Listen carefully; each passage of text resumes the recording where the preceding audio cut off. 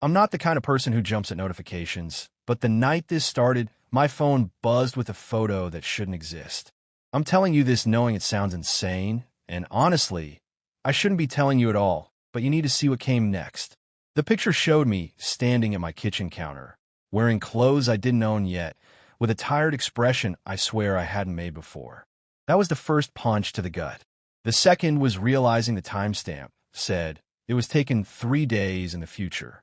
Before that moment, my day had been painfully normal. The kind of boring routine that makes you forget you're alive. Cheap instant coffee, scrolling through half-hearted memes, answering my sister's usual "don't forget mom's meds" text. Nothing even remotely cinematic. That's why the photo felt like a trapdoor under my feet. When reality is predictable, any crack in it feels like the whole world collapsing.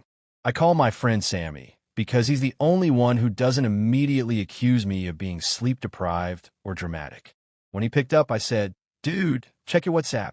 Tell me I'm not losing it." He paused for way too long. "Bro, is it you? Why do you look older? And what's behind you?" I didn't answer because I hadn't noticed anything behind me. Yet. I zoomed in. There was a shape. Not a clear figure, just a shadow stretching along the wall where no light source should have been. Its edges were too sharp, like it knew exactly where it wanted to be. I laughed, but it came out brittle. "Probably my stupid curtains," I told Sammy. He didn't buy it. Curtains don't bend inward like they're reaching for you. I hung up before he could say more. I needed a second to breathe, to convince myself this was some kind of prank, maybe an edited photo someone scraped from my socials. Except I don't post much, and that angle, my kitchen from behind me, was impossible unless someone had been inside my apartment. I kept staring at the timestamp. 3 days ahead. Whoever sent it didn't include a message, just the image, delivered through an unknown number with no profile photo. I waited for another text, a follow-up, some explanation. Nothing. But then the phone buzzed again. Another photo. This time, I didn't even have to zoom in to see the difference. The shadow in the background wasn't just a shape anymore. It had depth. It had intention. It looked like it had moved closer. And there was something else in the new image, something I definitely didn't notice at first. It wasn't obvious, not at first glance. A faint reflection on a microwave door, warped and smeared like someone was standing just outside the frame, watching both versions of me at once. My stomach dropped. This wasn't a prank. This wasn't anything normal. And for the first time that night, I realized the photos weren't warnings. They were countdowns for me. By the next morning, I convinced myself it had to be a hoax. Deepfake tech, maybe a bored hacker trying to mess with me after scraping data from somewhere. I even laughed about it on stream that night, joking that if I ever went missing, at least the internet would have proof I called it first. Dark humor's the only armor I've got, and honestly, it felt safer than admitting I was terrified. But the laughter didn't last. The second photo came at 3:17 a.m. Same unknown number, same silence. Only this time, it was taken from my living room window. I was asleep on the couch, blanket halfway off, TV still on the no signal screen. The timestamp said tomorrow, 3:17 a.m. My hand shook so bad I dropped the phone. I know some of you will think I staged this. I get it. People fake things for clicks all the time. But tell me, how do you fake a photo that hasn't happened yet? That's when I started noticing the pattern. Every picture was sent exactly 24 hours before the timestamp on it. Each one closer, sharper, as if whoever or whatever was taking them was learning me frame by frame. The third photo showed me at my desk, eyes red, scrolling through my inbox. The shadowy figure in the background had a hand on my chair. My inbox was open when that one arrived. It's open now, too, as I record this. Tell me if you see what I'm seeing, I said on stream later, holding up the image. People in chat spammed messages. "It's fake, bro, that's AI. Wait, is that blood on your shoulder?" I laughed it off, but when I looked closer, I saw it too. A thin, dark streak across my shirt sleeve. I checked my arm. Nothing then, but I couldn't stop thinking about it. The timestamp said the next night at 8:04 p.m. The next morning, I woke to an encrypted email from an address I didn't recognize.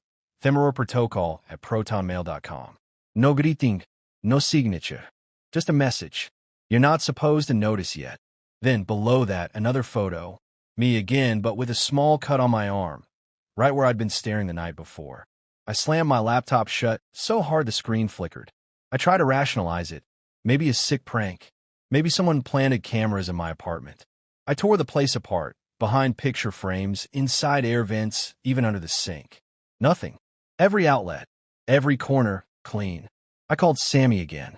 Man, whoever's doing this has access to my place. Maybe my webcam. He sighed.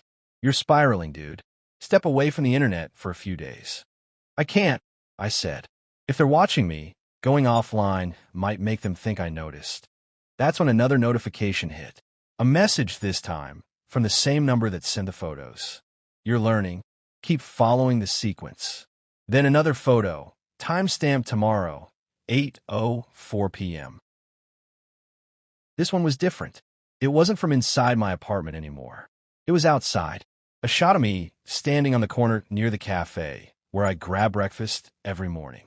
Same jacket, same headphones. But behind me, barely visible in the reflection of a car window, was that same figure. Closer now. Its face was blurred, but deliberate, like someone had dragged the pixels across on purpose. That timestamp, it matched the cafe's open mic night. Sammy was hosting, and I'd already promised I'd go. That's when it clicked. These weren't just warnings. They were instructions. Someone, or something, was showing me what to do, where to be. A breadcrumb trail through my own timeline. I told myself I'd skip it, to stay home and lock the doors. But you already know how these stories go. You can't escape what's already been captured. And when the clock struck 8:04 p.m. that next night, the next photo arrived before I even left the house that I knew I shouldn't leave the apartment. But at 8:04 p.m., the air in the room shifted, thickening like someone had pressed play on reality. The picture, the one of me standing outside the cafe, kept burning in my mind, and for a second, I swear the shadows on my wall bent into the same shape as the ones in that image. I couldn't breathe. I grabbed my jacket without meaning to, like my body was moving on an invisible track. The street outside looked normal at first. Too normal. Same flickering street lamp. Same trash bin knocked over. Same poster peeling off the utility pole. Except they were arranged exactly as they'd been in the photo. Not similar. Identical. I froze, because this was more than déjà vu. This was visual repetition forcing itself onto the world. I muttered, tell me I'm not already in it, but no one answered. The sky felt wrong too, flat, like a backdrop stretched too tightly. I took a few steps toward the cafe, every part of me screaming to turn around, but each movement lined up perfectly with what I remembered from the image. The angle of my shadow, the position of a couple walking past, even the distant hum of a bus engine matched. My phone buzzed. One message. You can't stop this. You already lived it. I spun around, expecting someone behind me, but all I saw was a second version of myself at the far end of the street. Same jacket, same posture, frozen like a pause video frame. I blinked and it vanished, swallowed by the dim light. I stumbled toward the cafe's entrance, desperate to get anywhere with people, but the closer I got, the more distorted everything felt. The air rippled, bending like heat waves, and the world around me slowed, sound stretching into low vibrations. That's when the figure from the photos finally appeared. It stepped out from between two parked cars, its edges flickering like corrupted footage. Not a ghost, not human, something caught between frames. Its face was a smear of motion, updating faster than my eyes could track, and every time it shifted, the street behind it glitched. I tried to back away, but the ground pulsed under my feet, locking me in place. The figure raised an arm, slowly, almost gently, and the shadows around us lengthened like they were being pulled into its body. The rules snapped into focus. Whatever this thing was, it didn't travel through time. It consumed timelines, folding them until past and future touched. My phone vibrated again, non-stop, flooding with the same photo repeated over and over, me standing exactly where I was now, eyes wide, mouth open like I was about to scream. The world lurched sideways. Color smeared. The pavement dropped out from under me. I felt myself falling, or maybe being unmade, as the timeline buckled and the figure stepped closer. Then everything went white. Somewhere inside that blinding emptiness, I felt a hand close around mine, pulling me deeper into nothingness. Check your notifications. If you're hearing my voice right now, you probably felt your phone buzz already. I woke up on the floor of my apartment with my ears ringing and the taste of metal in my mouth, like the world had been scraped clean and rewritten around me. At first, I didn't remember anything. Not the street bending out of shape, not the figure stepping through the glitching air, nothing. But the moment I saw the photo lying on my chest, everything snapped back like a rubber band.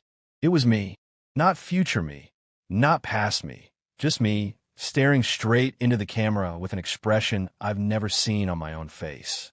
Empty, knowing. The timestamp was set to the exact second I opened my eyes. And the background wasn't my apartment, or the street, or anywhere I recognized. It was black, pure black, except for a faint outline behind me, like someone leaning over my shoulder.